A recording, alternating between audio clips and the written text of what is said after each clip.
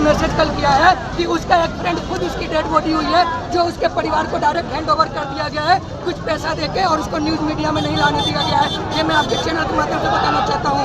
Data छुपाया जा रहा है। सेकेंड, जो कंपनसेशन है वो मात्र एक टिश्यू पेपर के समान है। 10 लाख रुपए कुछ नहीं है, जो कम से कम इनको 2 करोड़ या 3 करोड़ का मुआवजा मिलना चाहिए।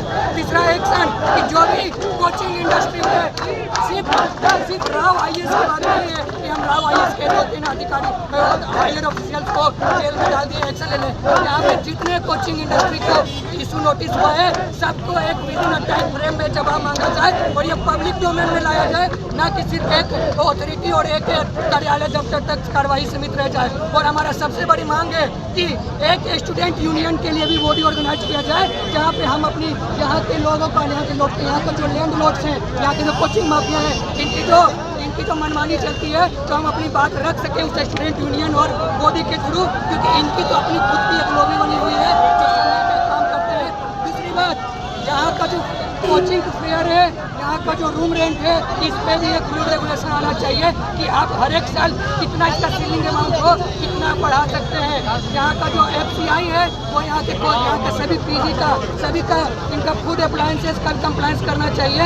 यहाँ पे क्या खाने का मापदंड रखा गया है, क्या फैसिलिटी प्रोवाइड कर रहे हैं, यहाँ पे आप किस आधार पे NOC प्रोवाइड करते हैं। सबसे पहले दृष्टि के बेसमेंट में जो चल रहा था, किस अथॉरिटी ने, किस प्रशासन ने उसको ऑथराइज किया, अब जाके उन्होंने सील लगाया है क्या इसके पहले उनको नहीं दिखाई दे रहा था? क्या वो वेट कर रहे थे कि इस प्रकार का कुछ हो, घटना हो, तब हम आएंगे एक्शन में? और अभी भी मैं कह रहा हूँ कोई भी एक्शन नहीं लिया जा रहा है, सिर्फ खाना पूर्ति किया जा रहा है, सिर्फ कुछ समय के लिए मामला को शांत करने के लिए कुछ नोटिस जारी किया जा रहा है, सील किया जा रहा है, और फिर 15 दिन बाद 20 दिन बाद आप देखिएगा बच्चों का हुजूम, बच्चों की मजबूरी का फायदा उठाते हुए वही बेसमेंट में, वही अप्लायंस, बिना किसी कंप्लायंस के फिर से कोचिंग इंडस्ट्री स्टार्ट हो जाएगी। और फिर हम इंतजार करेंगे। आप नेहरू विहार का पुल देख सकते हैं, वो किस दिन ढह जाए कोई भरोसा नहीं, लेकिन हम वेट कर रहे हैं कि पहले वो ढह जाए फिर हम आए, एक्शन में आए। तो ये हमारा अपील है कि क्यों हमारा पूरा इंडिया एजुकेशन सिस्टम फेलियर है। इंडियन एजुकेशन सिस्टम में ना एजुकेशन है ना सिस्टम है, सिर्फ इंडियन बस यही मेवा और मिलाई सबको खिलाओ, हम इंडियन ना एजुकेशन ना सिस्टम, ये सभी का। और सबसे बड़ा एक कहता हूँ, सबसे बड़ी जवाबदेही है दिल्ली के LG की, विनय सक्सेना की। वो अभी तक क्यों नहीं आ रहे हैं सामने, वो क्यों अपनी बात नहीं रख रहे हैं? दिल्ली का LG कहाँ है, उसको अपनी बातें रखनी चाहिए, उसको एक्शन लेना चाहिए, लेकिन वो शांत नहीं पड़े हैं। खाली संसद भवन में आरोप प्रत्यारोप का सिलसिला चल रहा है, उससे हमारा कुछ नहीं होने वाला। आपको एक कंक्रीट सोल्यूशन देना पड़ेगा। बहुत बढ़िया। मैं एक इंडिविजुअल बता रहा हूँ, यहाँ पे एक दिन में 10-10 बैच 12-12 बैचेस चलते हैं, और एक बैच में कम से कम 500 से 600 बच्चे। एक कोचिंग संस्थान दृष्टि को बता रहा हूँ, अगर यहाँ पे कोई हादसा होता तो वहाँ पे आकर आपको 3 और 5 दिख रहे हैं, यहाँ पे आकर आपको कम से कम 150 से 200 दिखते हैं आंकड़े। लेकिन हम वेट करते हैं कि नंबर बड़ा होना चाहिए। हम यहाँ पे इसके इंटेंसिटी को नहीं देख रहे, हम इसके नंबर्स को तारीफ करना चाह रहे हैं। लेकिन यही है कि अगर आप अभी आँख नहीं खोले तो बहुत बड़ा हादसा हो सकता है।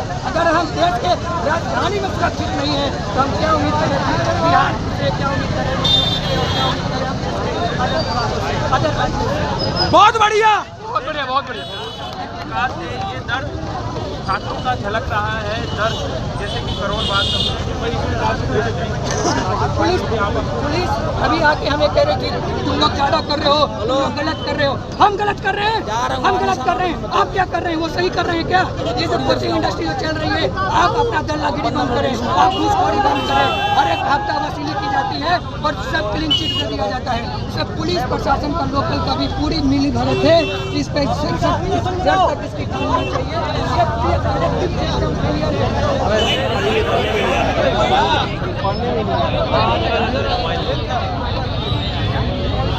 विकास चच्चा, बाबा विकास की